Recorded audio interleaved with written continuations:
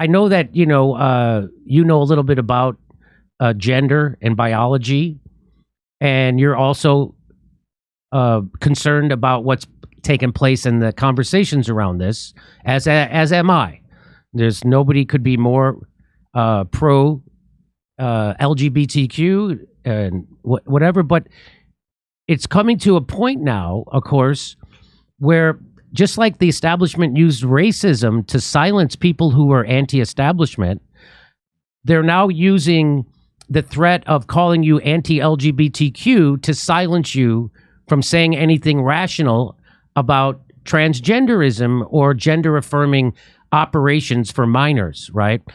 And my theory is that the reason why this is so front and center, just like the same reason why the Washington Post and the media started talking more about racism when racism was actually going down, it's because the establishment needs these issues to distract us from the economic war that they're playing on us. And so if we keep fighting about racism and trans issues, we're never going to get a minimum wage raise. We're never going to get 80% of workers living paycheck to paycheck fixed. Half the country can't afford a $400 emergency. 50% of wage earners earn $30,000 or less working full time. We're never going to fix those problems or end any of these endless wars as long as we hating half the country about racism or transgenderism, which these things aren't real problems anymore in America. Is racism a problem? Yes. Is it as big a problem as it was 10 years ago? No. Is it as big a problem as it was 20 years ago? Hell no. Is it as big a problem as it was 30 years ago? F no. It's getting to be less and less. Same thing. So now there's this transgenderism problem, which they've invented. And nobody wants to have an honest conversation about it, just like nobody wanted to have an honest conversation about what happened with you at Evergreen. And here's proof of it. So there are these people doing gender-affirming surgery to minors. Now, let's remember, in the state of California, you can't use a tanning bed until you're 18 years old, even if your parents say it's okay. You're not allowed to use a tanning bed, but you are allowed to surgically remove your penis, to surgically remove your vagina, surgically remove your breasts, even no matter how old you are. And so they want to have a talk about this in Congress, right? And the Democrats don't even want to have the talk. In fact, they don't even want to hear a video from someone who specializes in performing these surgeries. So they were going to play this in the congressional hearing, a video of a guy talking about, a guy who does this at the University of Oregon for a living. He's a doctor. He does gender-affirming surgeries on minors, and he's talking about it. You would think the Democrats would want to hear from one of these people. Not only do they not want to hear from him, they don't want the video to be played in Congress. And when they do play it, all the Democrats get up and walk out. That's the same thing they did with ivermectin. So the same thing they did with COVID, they're doing the same thing with this. And so let's watch what happened. Ms. Cammack had asked unanimous consent for the committee to watch the video. There was an objection. I'm going to yield now to Mr. Pallone for the purposes of his objection. So here's the Democrat telling you why he's objecting to us even getting to see a video. I looked at the video, but I insist on my objection because I have to be honest, I don't even understand what the person is saying. It's all, to me, it's just almost impossible for us to understand what he's saying and how it relates to what we're discussing here. Even the authentication is difficult. So I insist on the objection, Madam Chair. So that's because I don't understand anything. You don't get an opportunity to understand it because I'm dumb. So you don't get to hear anything. That's exactly what he just said. And that's considered a reasonable argument if you're a Democrat for censorship. So here's the video. So here's the video. I'm going to play it. It's very short. Instead of a unanimous consent, the committee, I'm going to ask then that the committee vote as to whether or not to see the video. All those in favor say aye. Aye. Those opposed, nay. No. The ayes have it. So they play the video. We will watch the video. Okay. See all the Democrats getting up and leaving? I don't know if you noticed, but they were all getting up and they're all walking out right now. Because that's the height of intellectualism. So 80% or so of my practice is gender affirming surgery. So I do facial, chest surgery, and genital surgery. But the majority of my practice and sort of where my passion lies is really genital surgery cases. So I do a lot of vaginoplasty and a lot of phalloplasty. I would just say they're expanding in either direction. So yeah, a lot of adolescents presenting for surgical intervention, but also a lot of people that are like in their 70s sometimes coming in for genital surgery, and then everything in between. But the adolescents for sure present some unique challenges. Obviously, there's great evidence supporting pubertal suppression for a whole variety of benefits. But the one thing that is very new is genital surgery in someone that has underwent pubertal suppression. Not so much an issue in someone with assigned female at birth anatomy that undergoes a phalloplasty, because we're creating something with a free tissue transfer or a flap anyway, but a much bigger issue for an individual that's undergoing a penile inversion vaginoplasty. Because we use all of that tissue to basically create the vulva as well as line the internal vaginal canal. And as a specialty, those of us that do a fairly high volume of genital gender affirming surgery, we've maybe done a handful of pubertally suppressed adolescents as a field, and no one's published on it yet. OHSU we're just putting our first series together as we're kind of learning and figuring out what works. But it's really changing things because you don't have enough tissue to line the vaginal canal. So you either have to take a skin graft or take skin from elsewhere or use some artificial product. The way that we're dealing with it is by using a robot, and we're basically performing intra-abdominal components of the surgery. So we're using peritoneum, which is the inner lining of the abdomen, to line most of the vaginal canal. And by doing that, that allows us to use all of the remaining tissue externally to create a vulva and try to make also an aesthetic result. So I don't know if you heard what I heard, but what he said was that there's no studies on what he's doing. No one has published yet on this. And so he's just making it up as they go along on children. Now let's remember, in California, you can't use a tanning bed till you're 18, even if your parents say it's okay. But this stuff, you have to be okay with this. And if you question this, you're a phobe, and you're a white supremacist, and you're a Nazi. So you know something about this. What do you have to say about this? This is absolute madness.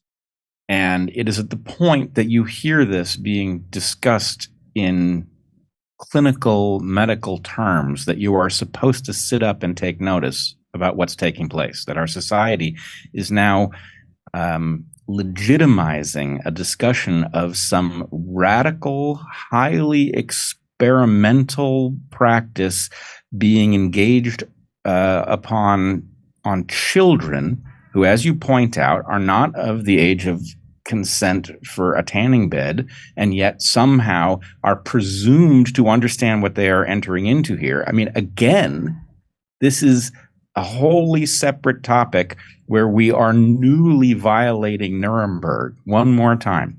There is no way that a child can understand the life that they are consenting to. They cannot be informed. For one thing, the doctor, as you point out, is making it up as he goes along. So he doesn't know what to tell the child that is going to happen to them, what the long-term implications are going to be. And then they are not being given proper runway to say, actually, that's too much uncertainty for me. So I don't know how many times we have to violate a sacred principle like Nuremberg for us to sit up and take notice and say something is wrong. We are medically out of our minds, and we are doing something that is unconscionable. And I agree with you. An adult could conceivably sit down and talk to the doctor and figure out whether they want to take the risk of this bizarre surgical intervention.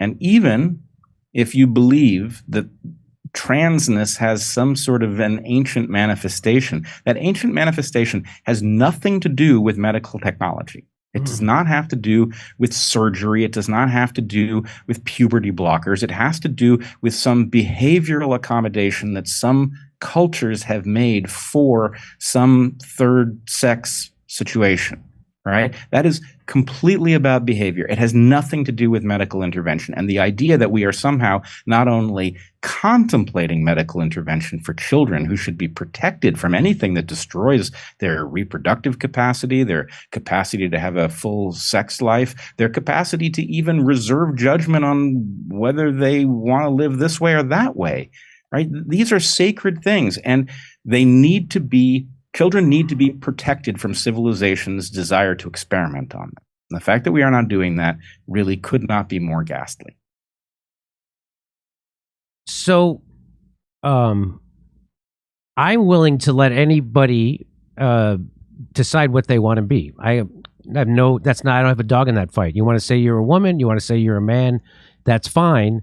But when it crosses over is when you start to hurt children, and when you start to invade women's spaces, right? So a lot of the trans activists, or the loudest ones, are misogynists, very misogynistic.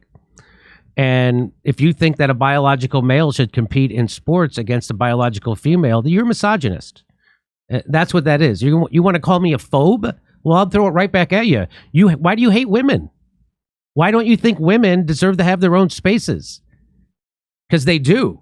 And why is it when they put transgendered women in a women's prison, they end up impregnating the women? Is that what women do? Women get other women pregnant? So, XX chromosome, XY chromosome. Now I'm hearing that they're supposed to be on a continuum. That can't be true, is it, Bret? No, the chromosomes definitely are not, but it's also a little bit of a trap, because the defining feature that dictates the sexual binary, and it is a binary, is gamete size. There are odd anomalies with respect to chromosome number. That doesn't invalidate the fact that in mammals, or in placental mammals, that an XY individual is male and an XX individual is female in general, except for the very occasional error. But the thing that is not violated is the production of one type of gamete or another. It's not a continuum. Either you make small motile gametes, sperm, or you make large sessile gametes, eggs. That's what dictates male and female. It is binary. And how you choose to express yourself, that's a software question. And yeah, I'm up for people having the freedom to navigate that space as adults as they want to do it. But they don't get to pretend that the underlying biology is something other than it actually is. They don't get to use the loophole of defining themselves as female to invade spaces that are protected as female spaces. That's obviously a cheat. And they don't get to go after children.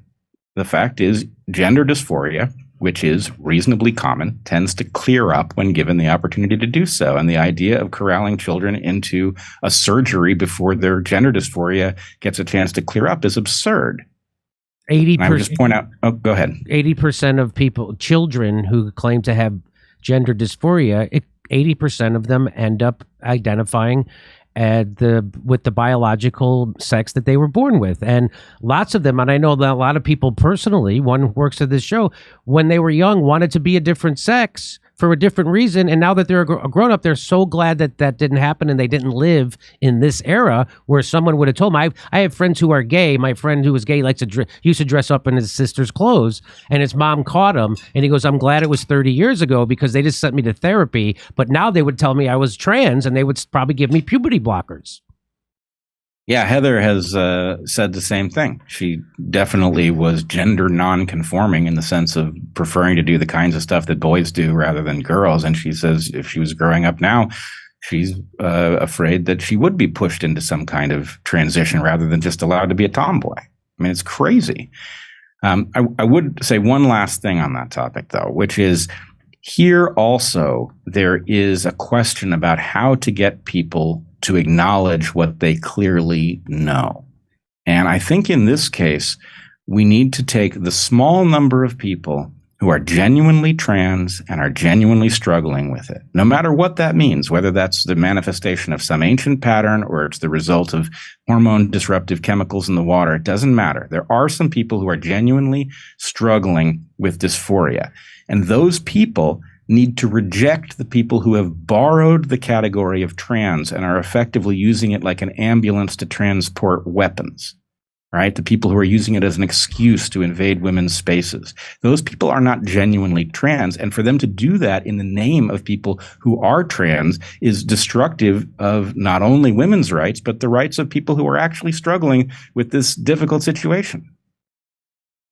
Well, I appreciate you taking time to talk with us today. I think the tide has turned on the trans conversation. Sporting authorities across the world are now banning trans females from competing against biological females. I think that they've lost that argument.